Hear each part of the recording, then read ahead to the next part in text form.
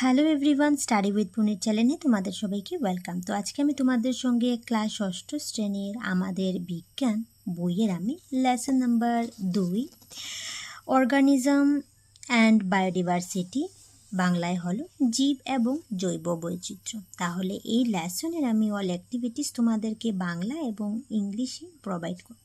তাহলে অবশ্যই আমার চ্যানেলে যদি নতুন কেউ ভিজিট করে থাকো তাহলে অবশ্যই আমার চ্যানেলটাকে লাইক, শেয়ার অ্যান্ড সাবস্ক্রাইব করে নেবে পরবর্তী নোটিফিকেশন পাওয়ার জন্য। ঠিক আছে, তাহলে চলো আজকে আমি তোমাদের সঙ্গে ইংলিশ এবং বাংলায় প্রশ্নোত্তরগুলি তোমাদেরকে দিয়ে দেব।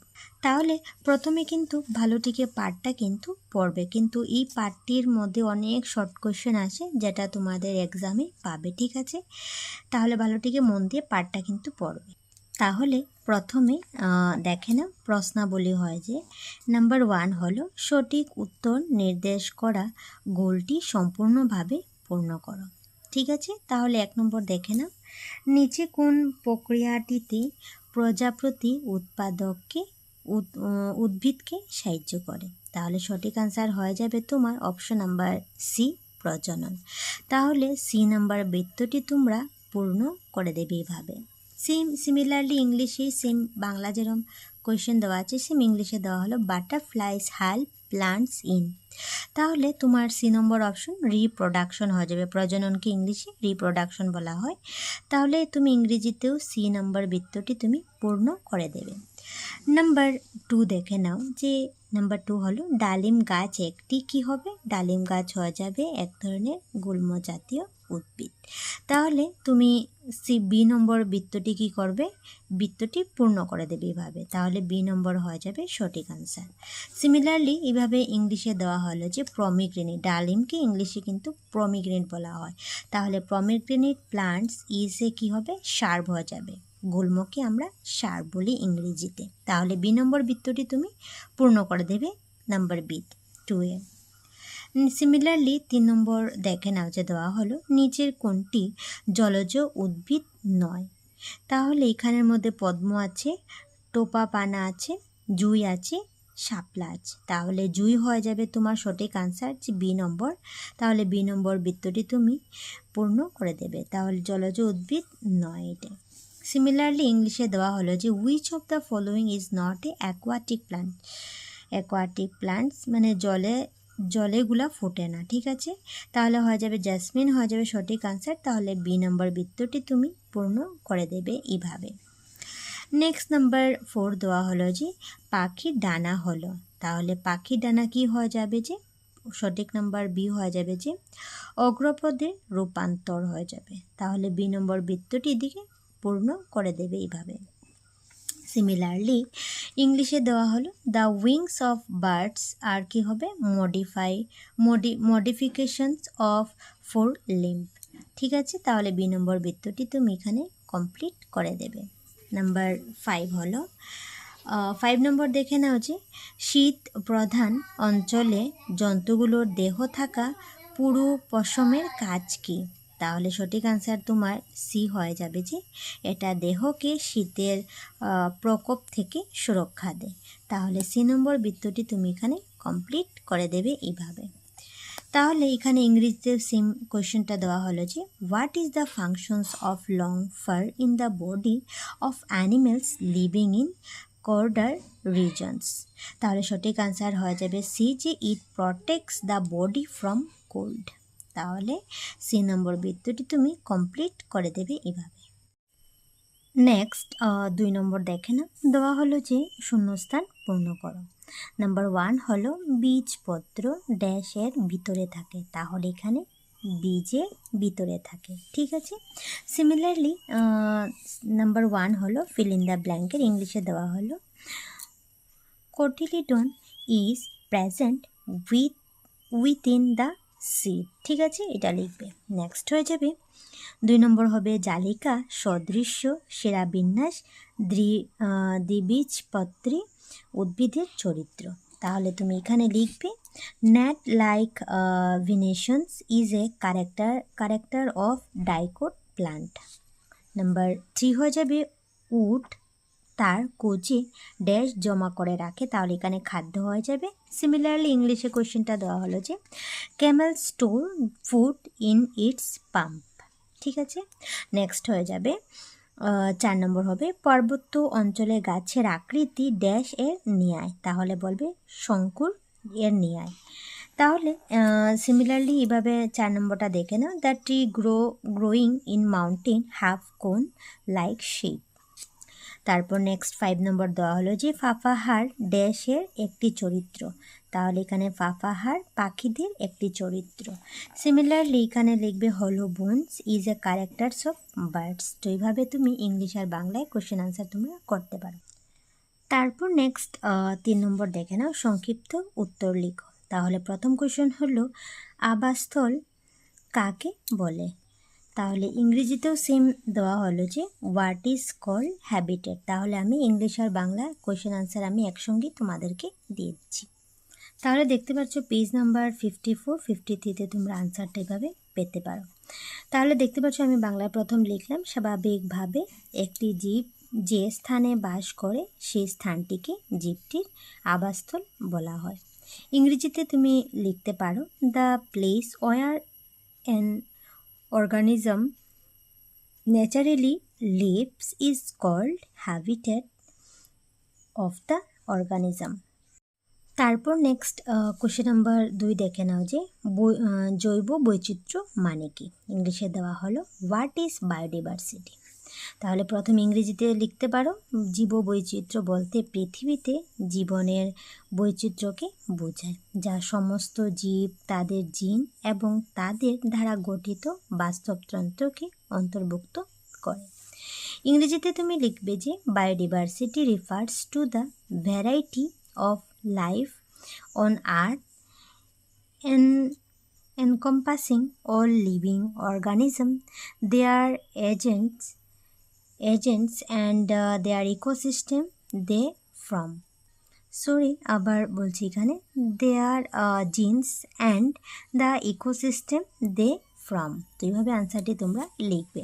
তারপর নেক্সট 3 নম্বর কোশ্চেন হলো যে মরুভূমিতে ক্যাকটাস বেঁচে থাকার জন্য কিভাবে খাপ খাইয়ে নেয়। তো এইভাবে আর ইংরেজিতে দেওয়া হলো কোয়েশ্চেন যে how cat are adapted to live in desert. তাহলে প্রথম আমি ইংরেজিতে লিখে নিলাম, তোমরা লিখতে পারো যে cactus has spines in space of leaves which helps in reducing loss of water from the leaves through the transpirations. The stem is green so it can produce its own food. তাহলে বাংলাতে লিখবে তুমি কোয়েশ্চেনটি যে আনসারটি ক্যাকটাসের পাতাগুলি কাঁটায় পরিণত হয় এবং এর কাণ্ড এবং দেহ সবুজ বর্ণের হয়, জল সঞ্চিত থাকে। এছাড়া এর শিকড় জল সংগ্রহের জন্য বিশেষভাবে অভিযোজিত। এই জন্য মরুভূমিতে ক্যাকটাস বেঁচে থাকার জন্য খাপ খাইয়ে নেয়। তারপর নেক্সট 4 নম্বর কোশ্চেন দেখে নাও যে জীবের 3টি সাধারণ বৈশিষ্ট্য লেখো। ইংরেজিতে দেওয়া হলো right 3 common characteristic features of living being. তাহলে তুমি আনসার ইংরেজিতে বাংলায় প্রথম লিখে নেবে যে জীবের 3টি সাধারণ বৈশিষ্ট্য হলো দিয়ে 1 নম্বর হবে প্রজনন, বৃদ্ধি, 3 নম্বর হবে বিকাশ। ইংরেজিতে তুমি আনসারটি ভাবে লিখতে পারো 3 common characteristics of living beings are reproduction, growth, development। ঠিক আছে, এগুলি তোমরা লিখে নেবে। নেক্সট 5 নম্বর দেখে নাও যে সমান্তরাল শিরোবিন্যাস থাকা 3টি পাতার উদাহরণ লেখো। ইংরেজিতে দেওয়া হলো give 3 example of plants having leaves with parallel venations. তাহলে তুমি আনসারটি লিখবে যে প্রথম বাংলায় লিখে নেবে 3টা প্যারালাল সমান্তরাল শিরোবিন্যাস কী হবে, ধান, তারপর হয়ে যাবে গম, ভুট্টা। ইংরেজিতে লিখবে প্যাডি, উইট, মাইস। ঠিক আছে, তোমরা এটা লিখে নেবে। নেক্সট দেখে নাও 6 নম্বর দেওয়া হলো যে জীব বৈচিত্র্যের গুরুত্বের বিষয়ে লেখো। ইংরেজিতে দেওয়া হলো রাইট সিগনিফিকেন্স অফ বায়োডাইভার্সিটি। তাহলে প্রথমে তুমি বাংলায় আনসারটিভাবে লিখবে যে আমাদের চারপাশে থাকা জীবগুলোর সাথে আমাদের প্রত্যেকের সম্পর্ক আছে। যেমন প্রজাপতি ফুলের মধু খায় এবং তার ফলে উদ্ভিদের বংশবৃদ্ধিতে সুবিধা হয়। এটা সম্ভব শুধু জৈব বৈচিত্র্যে পারে। সেই জন্য জীবগুলো থাকিলে জৈব বৈচিত্র্যের গুরুত্ব অধিক আছে। আনসারটা এইভাবে বাংলায় লিখে নেবে।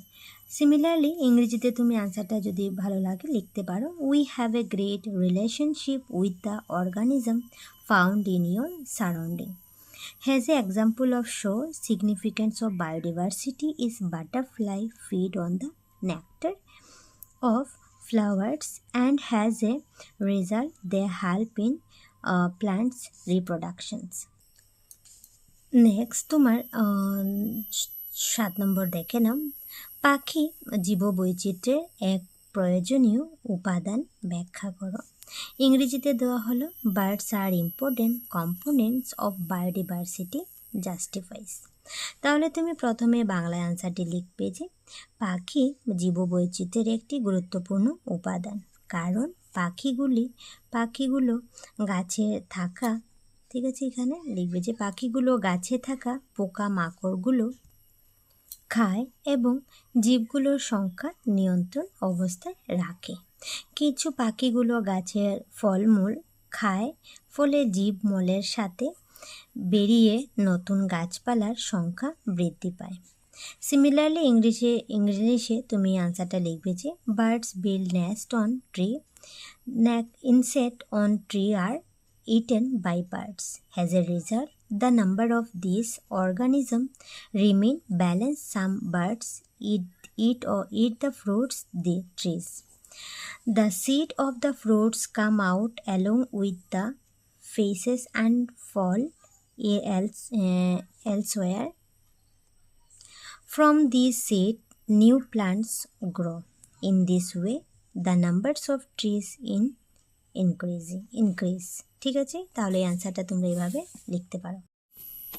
নেক্সট 4 নম্বর দেখে নাও যে শুদ্ধ না অশুদ্ধ লিখো তুমি। তাহলে নাম্বার 1 হলো সব পতঙ্গই আমাদের জন্য উপকারী, তাহলে এটা তোমার অশুদ্ধ হয়ে যাবে। নেক্সট হয়ে যাবে নাম্বার 2 যে পাখিরা অরণ্য বিস্তারে সাহায্য করে, তাহলে এটা তোমার শুদ্ধ হয়ে যাবে। 3 নম্বর হবে পরিবেশের সকল জীবের মধ্যে কোনো ধরনের পারস্পরিক সম্পর্ক নেই, তাহলে এটা তোমার অশুদ্ধ হয়ে যায়, ভুল বলছে, ঠিক আছে। জৈব বৈচিত্র্যের অবক্ষয় পরিবেশের উপর প্রভাব বিস্তার করে, তাহলে এটা তোমার শুদ্ধ হয়ে যাবে। 5 নম্বর হবে ঠান্ডা জায়গাতে কোনো জীব বেঁচে থাকতে পারে না, তাহলে এটা তোমার শুদ্ধ। সিমিলারলি ইংলিশে দেওয়া হলো যে রাইট টু আর ফলস তুমি এখানে লিখবে, যেটাতে বাংলায় বলে শুদ্ধ বা অশুদ্ধ। নাম্বার 1 হলো all insect are harmful for us, তাহলে এটা তোমার ফলস হয়ে যাবে। Bird help in expansion of forest, তাহলে এটা তোমার ট্রু হয়ে যাবে। There is no inter relationship among all organisms of the environments, তাহলে এটা তোমার ফলস হয়ে যাবে। নেক্সট হয়ে যাবে the loss of biodiversity will affect our environment, তাহলে এটা তোমার ট্রু হবে। নাম্বার 5 হলো no organism can survive in extreme cold reasons, তাহলে এটা তোমার ট্রু হয়ে যাবে। ঠিক আছে, এভাবে টু আর ফলস বাংলা ইংরেজিতে তোমরা এটা খাতায় লিখে শিখতে পারো, এবং এই পার্টটি অনেক এক্সট্রা কোয়েশ্চেন আছে যেটা তোমরা ভালো দিকে বারটি পড়লে বুঝতে পারবে, ঠিক আছে, এক্সামেও আসবে। তাহলে এই পার্টির ভিডিওটা আমি এখানে শেষ করলাম। ভিডিওটা কেমন লাগলো অবশ্যই কমেন্টে জানাবে। তাহলে টাটা।